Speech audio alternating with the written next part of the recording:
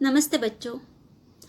जिस प्रकार आपके हिंदी अभ्यासक्रम में हिंदी पाठ्यपुस्तक का समावेश किया गया है, उसी प्रकार हिंदी व्याकरण पाठ्यपुस्तक का भी समावेश किया गया है। और इस व्याकरण पाठ्यपुस्तक में 2 विभाग दिए गए हैं। पहला विभाग व्याकरण विभाग। इस व्याकरण विभाग के अंतर्गत संज्ञा, सर्वनाम, विशेषण, लिंग, वचन आदि का समावेश किया गया है। तो दूसरा विभाग रचना विभाग। इस रचना विभाग के अंतर्गत कहानी लेखन, निबंध लेखन, पत्र लेखन और आकलन आदि का समावेश किया गया है। बच्चों, हम धीरे धीरे इन लेखन के प्रकारों का अध्ययन करेंगे। आज हम कहानी लेखन किस प्रकार किया जाता है इसके बारे में जानकारी लेते हैं। बच्चों, आप सभी को कहानी सुनना या पढ़ना बहुत अच्छा लगता है। कहानी सुनने का या पढ़ने का मुख्य उद्देश्य मनोरंजन रहता है, लेकिन हर एक कहानी से हमें कुछ न कुछ सीख अवश्य ही मिलती है। हमारे घर में जो बड़े सदस्य होते हैं, जैसे दादा दादी, नाना नानी, माताजी, पिताजी, वो हमें अलग अलग कहानियाँ सुनाते हैं। जैसे पशु पक्षियों की कहानी, परियों की कहानी, अकबर बिरबल की कहानी। जब हम छोटे थे तो कहानी सुने बिना हमें नींद भी नहीं आती थी। लेकिन बच्चों, आपने कभी कौन सी कहानी लिखी है या कौन सी कहानी लिखने की कोशिश की है? नहीं ना? तो चलो, आज हम कहानी लेखन किस प्रकार किया जाता है और कहानी लिखने के लिए किस बात की ओर ध्यान देना आवश्यक है, इसके बारे में जानकारी लेते हैं। कहानी लेखन करते वक्त हमें कुछ बातों की ओर ध्यान देना आवश्यक है। जैसे 1, कहानी की रूपरेखा अपने दिमाग में ठीक से बैठ जानी चाहिए। मतलब कहानी का मुख्य विषय कौन सा है, कहानी में कौन कौन से पात्र हैं, इस कहानी के माध्यम से हम कौन सी सीख देना चाहते हैं, इसकी रूपरेखा हमारे दिमाग में ठीक से बैठ जानी चाहिए। तभी हमें कहानी लेखन करने का आरंभ करना चाहिए। 2, कहानी का मुख्य विषय क्या है, इसे शुरू से अंत तक भूलना नहीं चाहिए। जब हम कहानी लेखन का प्रारंभ करते हैं तो कहानी का मुख्य विषय क्या है, उसे अंत तक ध्यान में रखना है। यदि हम बीच में मुख्य विषय ही भूल जाएंगे तो हम कैसी ही कहानी लिखते जाएंगे, जिसका कोई मतलब ही नहीं। इसीलिए कहानी का मुख्य विषय क्या है, इसे शुरू से अंत तक भूलना नहीं चाहिए। 3, कहानी का आरंभ करने के बाद उसका विकास ठीक ढंग से होना चाहिए। इसका ध्यान रखना है कि कौन सी बात पहले और कौन सी बात बाद में रहे। जब हम कहानी लिखने की शुरुआत करते हैं तो हमें उसका विकास ठीक ढंग से करना चाहिए। हमें इसका भी ध्यान रखना है कि कौन सी बात पहले लिखनी है और कौन सी बात बाद में लिखनी है। 4, एक संकेत के साथ दूसरे संकेत को बड़े ही अच्छे ढंग से जोड़ने की आवश्यकता है, ताकि कहानी की सभी बातें एक दूसरे के साथ जुड़ी हुई लगे। जब हमें कहानी लिखने के लिए कहा जाता है तो कहानी की रूपरेखा या कुछ संकेत हमें दिए जाते हैं। तो एक संकेत के साथ दूसरे संकेत को योग्य विस्तार के साथ अच्छे ढंग से हमें जोड़ना चाहिए, ताकि कहानी की सभी बातें एक दूसरे के साथ जुड़ी हुई लगे। 5, कहानी में भाषा की ओर ध्यान देना चाहिए। शब्द और मुहावरों का सही उपयोग करना चाहिए। कहानी की जो भाषा है वह सहज और सुलभ होनी चाहिए। कहानी में हमें प्रभावी शब्दों का प्रयोग करना चाहिए। बीच बीच में मुहावरों का भी उपयोग करना चाहिए, जिससे कहानी और भी मनोरंजक लगे। 6. कहानी का अंत बहुत प्रभावशाली होना चाहिए।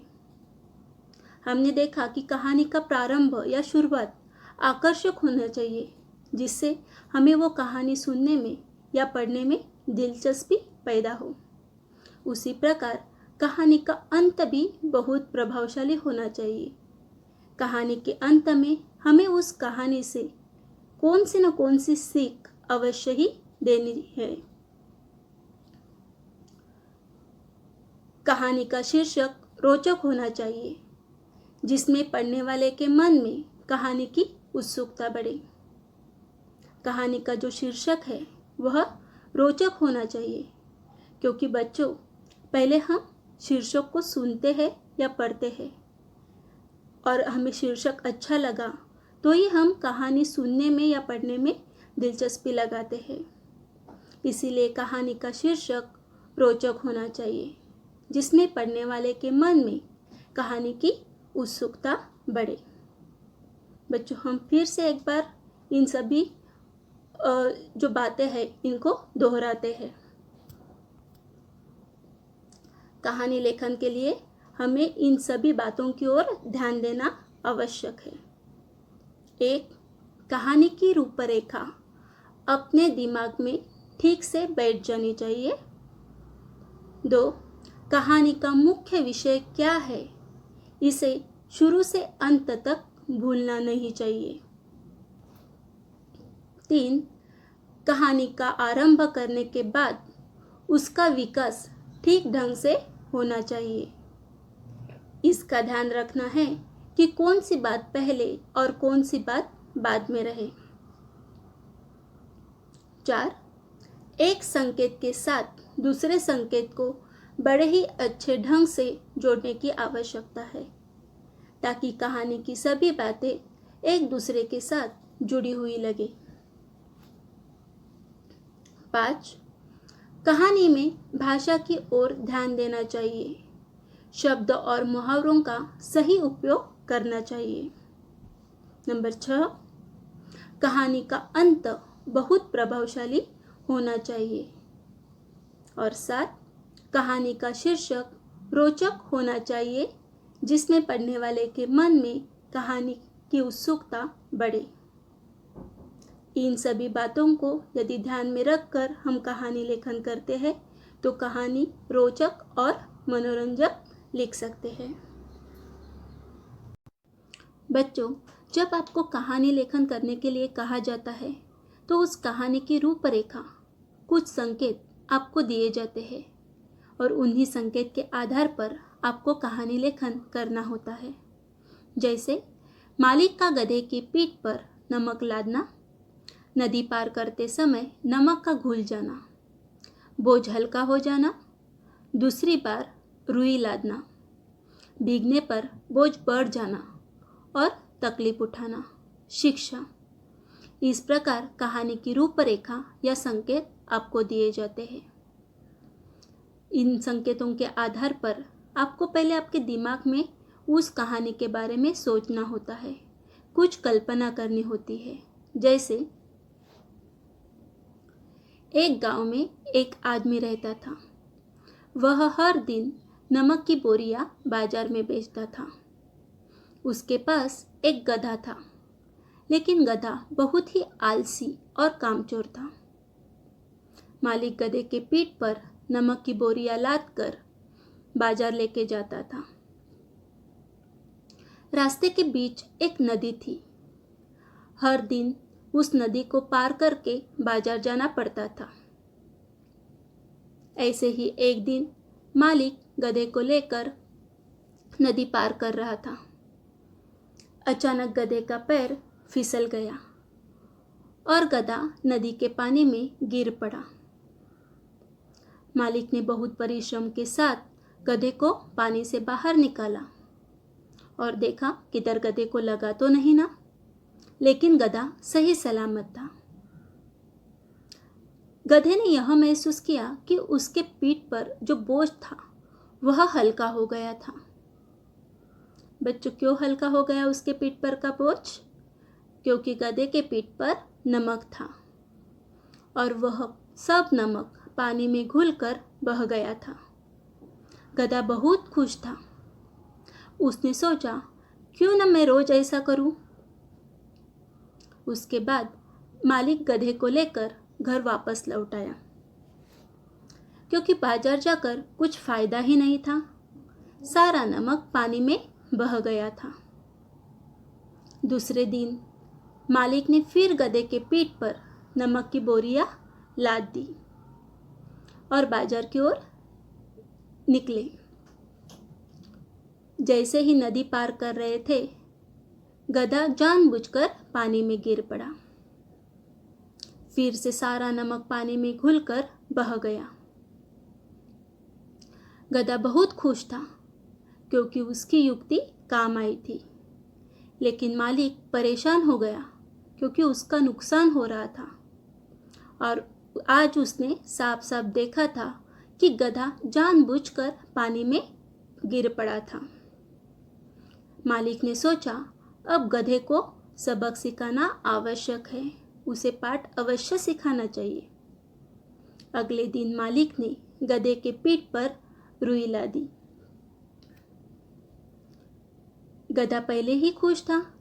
उसने सोचा, अरे आज तो पहले से ही मेरे पीठ पर का बोझ हल्का है और नदी के पानी में जाने के बाद वह और भी हल्का हो जाएगा। यह सोचकर गधा बाजार की ओर निकल पड़ा।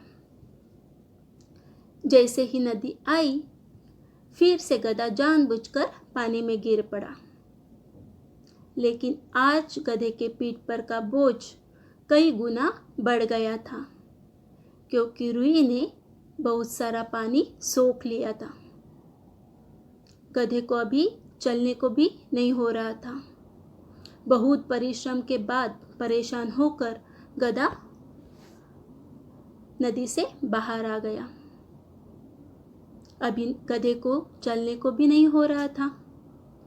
उसके बाद उसको सबक सिखाने के लिए मालिक ने भी उसकी खूब पिटाई की।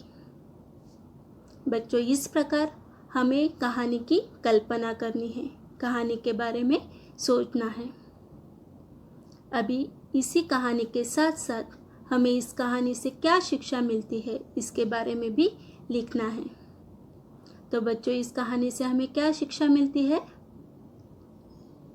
तो जीवन में कभी भी कामचोर नहीं बनना चाहिए। यही इस कहानी से हमें शिक्षा मिलती है।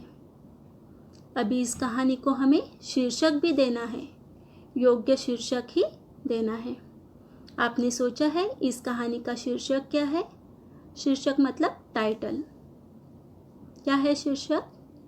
बिल्कुल सही, आलसी गधा या कामचोर गधा। आप दोनों में से कोई एक लिख सकते हो। अभी आपने कहानी के बारे में सोचा, कहानी का शीर्षक भी सोच लिया है, उससे क्या शिक्षा मिलती है यह भी आपने सोच लिया है। अभी आपको कहानी का लेखन करना है। तो कहानी का लेखन किस प्रकार करना है? तो पहले हमें कहानी का शीर्षक लिखना है। कहानी का शीर्षक है कामचोर गधा या आलसी गधा। कहानी का शीर्षक लिखने के बाद हमें कहानी लिखने का प्रारंभ करना है। बहुत समय पहले की बात है कि एक आदमी के पास एक गधा था। वह हमेशा कम काम करने की चिंता में रहता था। एक बार मालिक ने गधे की पीठ पर नमक लाद दिया। वे दूसरे गांव जा रहे थे। रास्ते में एक नदी थी। उसे पार किए बिना दूसरे गांव नहीं जा सकते थे। गधा जब नदी में उतरा तो पानी में काफी नमक घुल गया और गधे का बोझ हल्का हो गया। नुकसान होने पर मालिक बहुत दुखी हो गया। पर गधा खुश था क्योंकि वह बोझ उठाने से बच गया था। इस युक्ति से गधा प्रसन्न हुआ। वह प्रतिदिन नदी में जानबूझकर बैठ जाता था। मालिक का नुकसान होने लगा। मालिक बड़ी चिंता में डूब गया। गधे को पाठ सिखाने के लिए मालिक ने एक युक्ति निकाली और एक दिन गधे के पीठ पर रुई लादी। गधा प्रसन्न था क्योंकि वह सोच रहा था कि पानी में जाते ही बोझ कम हो जाएगा। जैसे गधा नदी पार करने के लिए पानी में उतरा कि सारी रुई भीग गई और उसका बोझ और भी बढ़ गया। अब उसे अपनी भूल समझ में आ गई। आगे से किसी भी काम से बचने की बात उसने सोची ही नहीं। इस कहानी से हमें क्या शिक्षा मिलती है? तो शिक्षा 1, जीवन में कभी भी कामचोर न बनना चाहिए। 2, कामचोर और आलसी मनुष्य जीवन में सफल नहीं होता। बच्चों, हम एक बार फिर कहानी को देखते हैं। कहानी का शीर्षक कामचोर गधा। बहुत समय पहले की बात है कि एक आदमी के पास एक गधा था। वह हमेशा कम काम करने की चिंता में रहता था। एक बार मालिक ने गधे की पीठ पर नमक लाद दिया। वे दूसरे गांव जा रहे थे। रास्ते में एक नदी थी। उसे पार किए बिना दूसरे गांव नहीं जा सकते थे। गधा जब नदी में उतरा तो पानी में काफ़ी नमक घुल गया और गधे का बोझ हल्का हो गया। नुकसान होने पर मालिक बहुत दुखी हो गया, पर गधा खुश था क्योंकि वह बोझ उठाने से बच गया था। इस युक्ति से गधा प्रसन्न हुआ। वह प्रतिदिन नदी में जानबूझकर बैठ जाता था। मालिक का नुकसान होने लगा। मालिक बड़ी चिंता में डूब गया। गधे को पाठ सिखाने के लिए मालिक ने एक युक्ति निकाली और एक दिन गधे के पीठ पर रुई लादी। गधा प्रसन्न था क्योंकि वह सोच रहा था कि पानी में जाते ही बोझ कम हो जाएगा। जैसे गधा नदी पार करने के लिए पानी में उतरा कि सारी रुई भीग गई और उसका बोझ और भी बढ़ गया। अब उसे अपनी भूल समझ में आई। आगे से किसी भी काम से बचने की बात उसने सोची ही नहीं। शिक्षा, जीवन में कभी भी कामचोर न बनना चाहिए। कामचोर और आलसी मनुष्य जीवन में सफल नहीं होता। तो बच्चों, इस प्रकार दिए गए रूपरेखा के आधार पर हमें पहले कहानी का शीर्षक लिखना है, उसके बाद कहानी लिखनी है और अंत में हमें उस कहानी से क्या शिक्षा मिलती है उस शिक्षा को भी लिखना है। परीक्षा में कहानी लेखन पर आधारित इस प्रकार का प्रश्न पूछा जाता है। प्रश्न, नीचे दी गई रूपरेखाओं के आधार पर कहानी लिखिए और उसे योग्य शीर्षक दीजिए। और बच्चों, यह प्रश्न हमें 4 मार्क्स के लिए पूछा जाता है।